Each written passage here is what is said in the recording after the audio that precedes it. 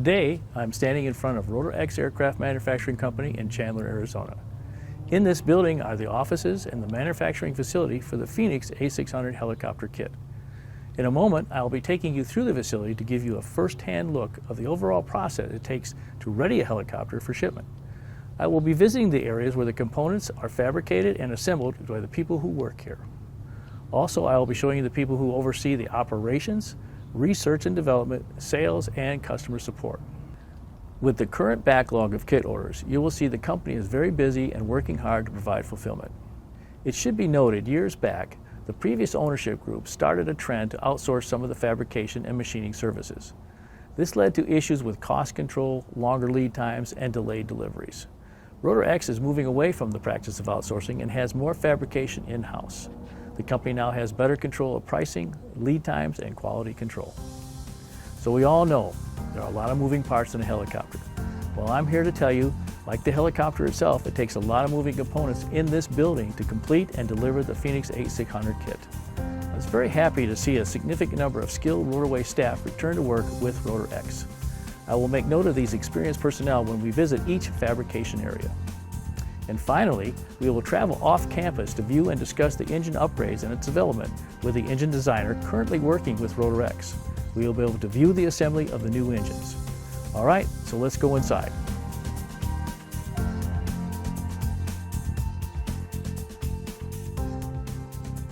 Since this building was built, there has been a lot of helicopter history. This is where the helicopter kits, the Exec 90, the Exec 162F, and the Talon A600 were manufactured and distributed worldwide. Now you will see in this same building how RotorX is working diligently to produce the new Phoenix A600 kits. Their new kits are a result of improved in-house fabrication, upgrades, and assembly procedures. Speaking of history, every time I'm in this building, I think back to the first time that I personally visited this RotorWay facility here in October 1993. I walked through this door, and on display was an Exec 90. As soon as I sat in the cockpit, I was hooked immediately. No question, this was the beginning of my quest to become a helicopter owner, builder, and pilot. Now, almost 30 years later, and some 8,000 plus hours, I must tell you, I never get tired of flying this really cool helicopter. Oh, and no doubt, there will be some flying at the end of this video. Gotta do some flying. Okay, so let's move to the manufacturing floor.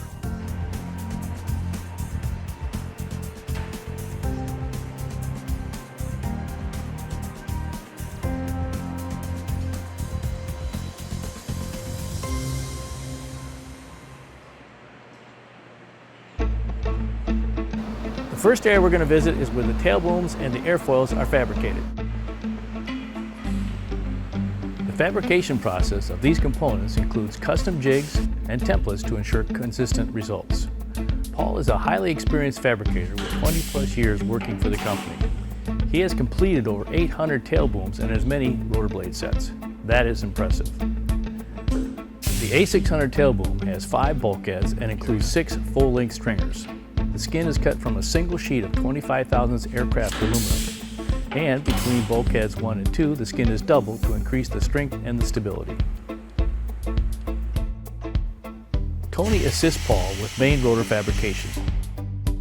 The main rotor blade airfoils are made up of 3 main components: the extruded aluminum D-spar and 2 pieces of 30 thousandths aluminum sheet stock to make up the trailing edge. The assembly uses high-strength epoxy and rivets for structural integrity. The root end is fabricating using birch block and fiberglass doublers. The retention system is made using 4 chromoly straps with gussets on the top and bottom straps. The end result is a very strong and robust main rotor blade that has been in service for decades. Also in this area, the vertical and horizontal trim fins are fabricated with jigs and templates. The fiberglass winglets are now back as part of the horizontal trim system. The next area we're going to visit is where they assemble the secondaries, the main rotor shaft, and the tail rotor gearboxes. These critical components are assembled by an experienced and veteran technician. Danny has been with the company for 15 years. The Phoenix A600 has a shaft drive tail rotor system and uses 2 gearboxes. The gearboxes are produced in-house and are assembled by Danny. The RotorX secondary and main rotor shaft assemblies have been around for a long time, and there are thousands in service worldwide. These components are reliable and have a very successful service life. This brings confidence to the overall integrity of the product. If you will notice, RotorX is upgrading parts of the main rotor assembly with billet fabricated parts instead of the castings. For example, the teeter blocks, the collective scissors, and take a look at that rotating swash plate. That is an impressive piece of work machined from a billet.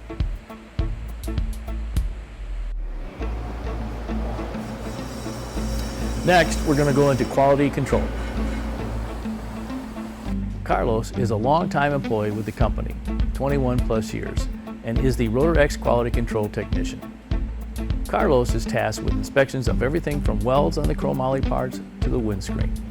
Here, Carlos is measuring tolerances of the rotor hub plate. Each and every fabricated part is inspected and verified to the engineering specifications, including supply parts and components from all vendors.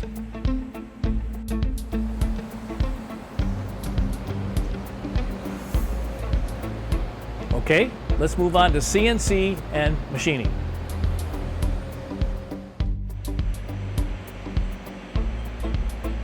RotorX has a Haas 4-axis CNC machine along with 2 CNC lathes. In addition, an inventory of mills and lathes for manufacturing and hand machining. As you can see, the machines are at full capacity and are working hard to keep up with the current demand.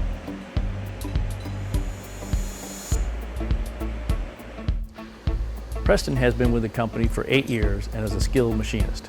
He is very familiar with the RotorX CNC machines and the helicopter components. Brian, just recently hired, is an experienced CNC programmer and operator. Okay, some pretty cool stuff in there.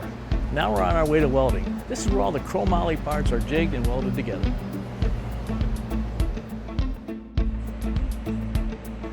The welding center is where all the chromoly tubing and bracketry are positioned in the airframe jig and welded. The welding process is now TIG. Many airframes fabricated in years past were welded using oxy and acetylene gas. Juan and Jaden are the technicians who fabricate and weld the chromoly parts. Here we see Juan, who has been with the company 20 plus years welding the new airframe. Juan is fast approaching the fabrication of his 500th airframe.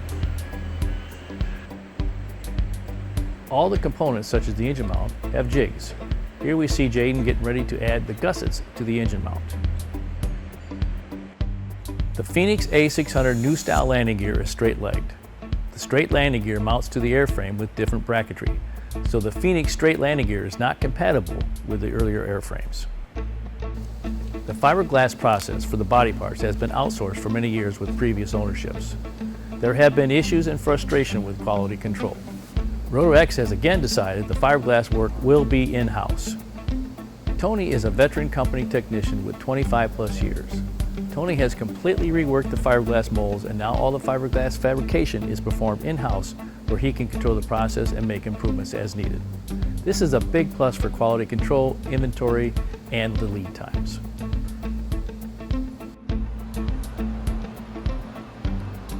Next, we're going to be going to production management and parts.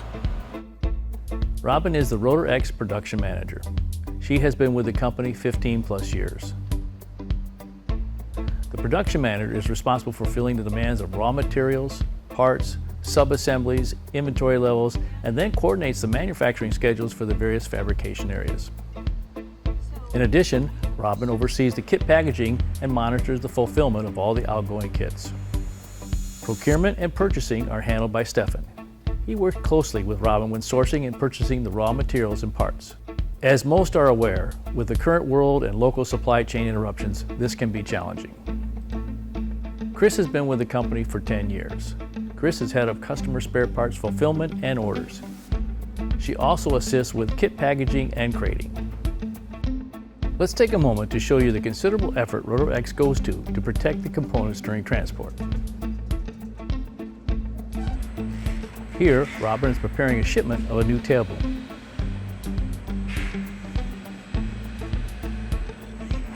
All the components are shipped in wood crates. Some of the large components, like the tailboom, are wrapped in plastic sheets, and expanding foam is strategically placed to secure the tailboom. Speaking of packaging, RotorX is probably the most organized of all experimental kits available. Along with all the main and larger components, you will receive 30+ small parts cards that are segmented by component groups. Each small part assigned to that card is blister packed on the card. This helps the builder easily locate and retrieve the correct part or hardware item as the build assembly moves along. The group number indexing is coordinated with the manuals and the construction prints for easier reference. Now let's go out to the hangar where the demo aircraft are located. Currently, RotorX is in the very beginning stages of constructing a new Phoenix A600 demo ship. This helicopter will be the flagship demo for RotorX. Steve is a former employee pilot that has returned to RotorX. He is experienced with the construction, maintenance, and is a certified flight instructor. He will be heading up the construction of the new demo ship.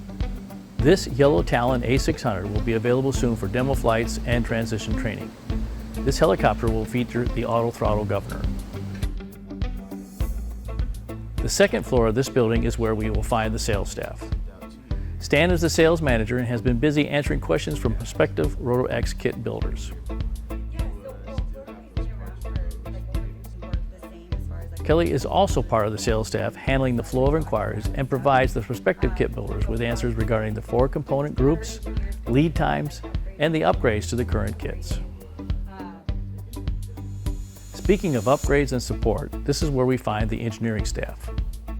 Claudio is tasked with several projects, but one of the main items he is working on is to address the changes and improvements to the helicopter kit.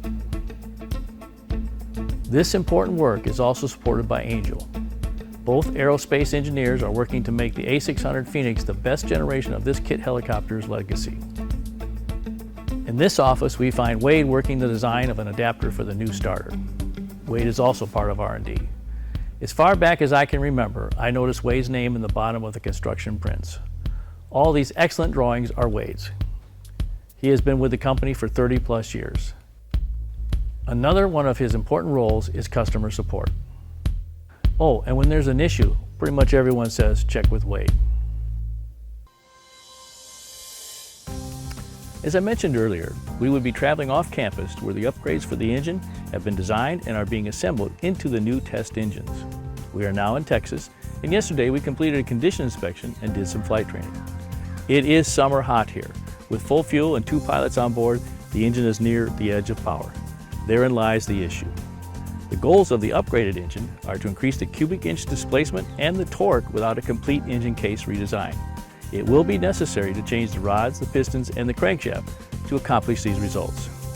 There will be 2 engines available, a naturally aspirated engine and a turbo with absolute boost pressure. The engine assembly is in the very beginning stages as most of the redesigned components are custom and require significant lead times. Joe Huff is the owner of this RotorWay 162F and is also an experienced engine designer and vibration analysis technician. Okay, so let's go into the shop. Okay, so I talked about the increase in displacement and the increase in torque. So how are we going to get there with some of this new stuff? First of all, we started with the crankshaft. We took since RotorWay has their crankshafts made, billet crankshafts made, went to the manufacturer and said, okay, what can I do to increase the stroke so I could get a little more cubic inches? And we actually mocked up things and came up with a stroke that would work in the case, all that. And so we're having the crankshafts made by the same manufacturer, but made to our specification with a longer stroke. We actually changed the rod journal size on the crankshaft for a couple of purposes. One was to where we're enabled to go to a performance bearing instead of the standard bearing that was in there to begin with. To begin with, they had the Porsche type bearings, which were very limited as far as performance-wise. So now we're going with K24 bearings and a rod journal size. So now we got a longer stroke with the same crankshaft, engine case, and all that. Well, let's talk about the differences in the rods and the pistons. Well, as you can see, this is the new connecting rod. It's a 6-inch connecting rod, and this is of course, a different piston. It'll have a different pin height on it.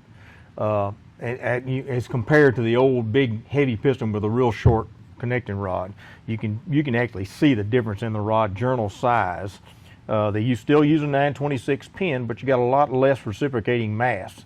So that should help with the wear, especially since it's a horizontal throw on the piston. It'll help wear the piston rings so much, and the mass itself. So what we're going to do is increase the stroke, lengthen the rod, which lengthening the rod cuts down or reduces the angular velocity, which is the time it takes for the piston to change direction. And what that does is allow for the more efficient filling of the cylinder and evacuation of the cylinder. So when at the same time doing that, we're able to use a performance bearing. These are King Aguilar bearings. They're the best in the business as compared to what we did have. And so it makes for a much more efficient machine, more horsepower, and some more torque especially. Okay, Joe, let's talk about the assembly right here that you have. Well, like when I first started talking about how we're putting the rotating assembly together and all, the goal was to have the rotating assembly, the crankshaft, rods and all, the same for a naturally aspirated engine and a turbocharged engine. If you'll look, you can kind of see the difference between this piston and this piston. The rotating assembly, connecting rods and all, that's exactly the same, with the exception of these. This one's for the turbo, which will lower the compression, and this one for the naturally aspirated. So if you don't want to or don't have the need or whatever to get the turbocharged engine, or the money or whatever, then you can turn around and rebuild your engine and put this crankshaft, rods and stuff in it. Then someday you can come back and go to it by just changing the pistons out if you wanted to. But the rotating assembly is going to be basically exactly the same minus the pistons. So I think that's, of course this is a mock-up engine. It's one that I've worked on quite a bit. It's got the camshaft and all that stuff in it. And this will be the first one that goes on the dyno. Well, I think we can all agree it's good to see the company is busy and the return of the experienced fabricators and technicians. It is exciting to see the engine is near the testing stage. Now it's time to go do some flying. I'm going to fly out to one of my favorite restaurants, LA Barbecue. The owners have prepared an area for landing, and they even let me install a windsock.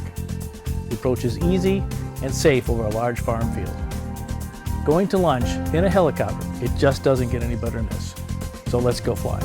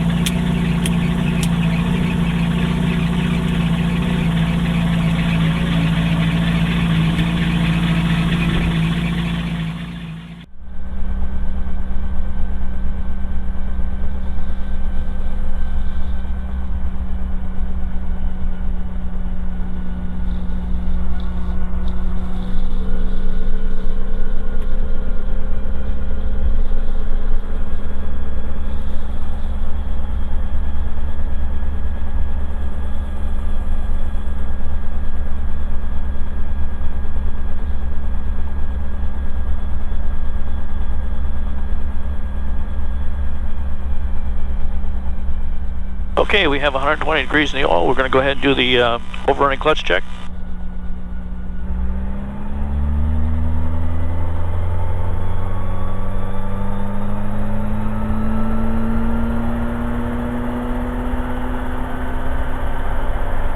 And smooth roll off.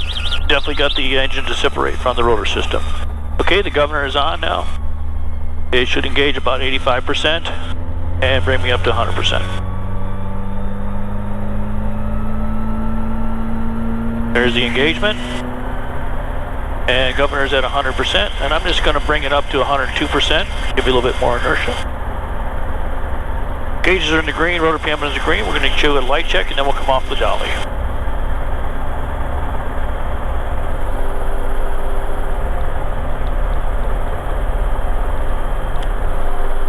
Okay, the light check is good. Pick up off the dolly.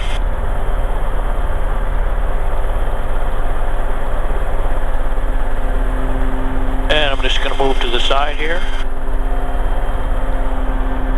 What I usually do here now is I just check the gauges, make sure everything's climbing normally, the pressures all look good before I depart.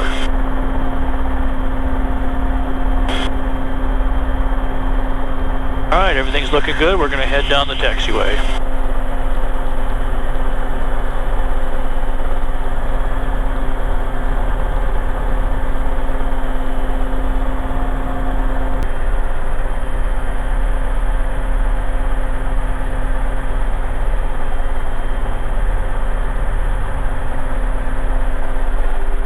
Okay, I'm going to make a clearing 360, looking left, clearing left, checking the skies.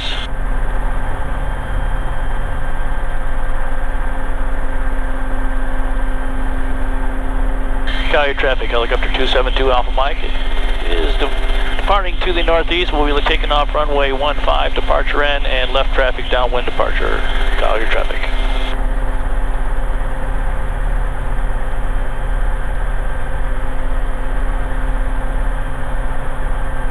Alright, checking the gauges, checking the RPM. Everything looks good. No warning lights, alright. Normal departure.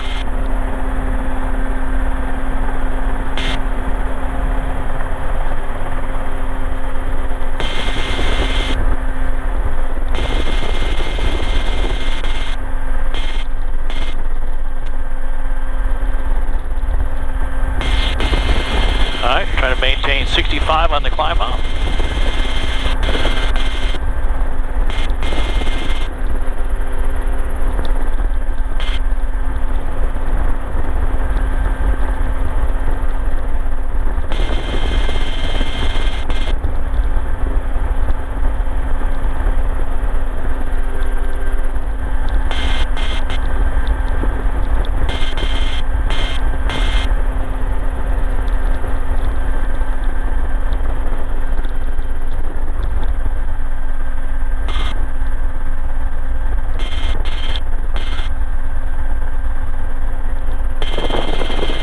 Traffic helicopter 272 Alpha Mike's on the left downwind. We're going to make a northeast departure. Last call, Calgary traffic.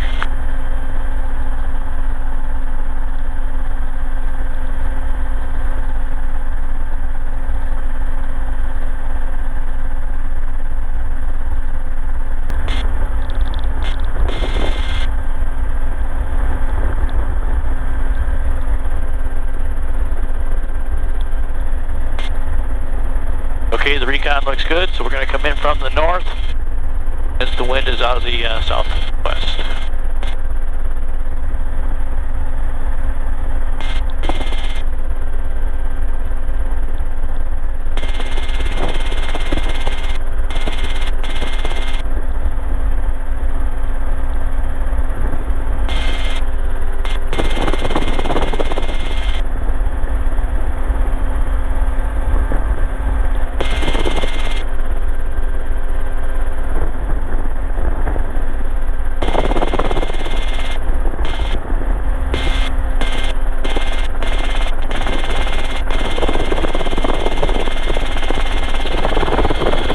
A little bit of a crosswind as we come in.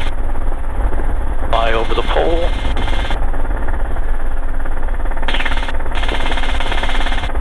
And we'll brake to the LZ. Put on my landing lights.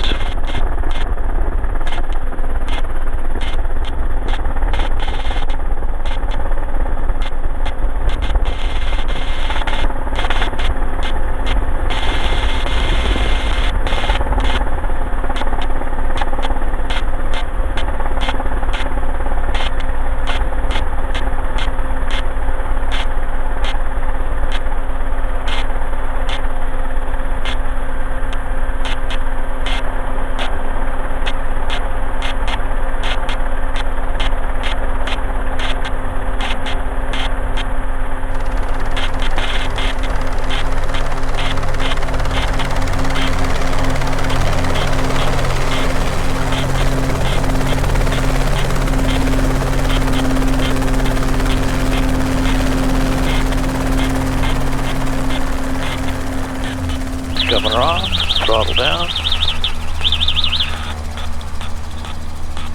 and cool down. So that's how you fly to launch.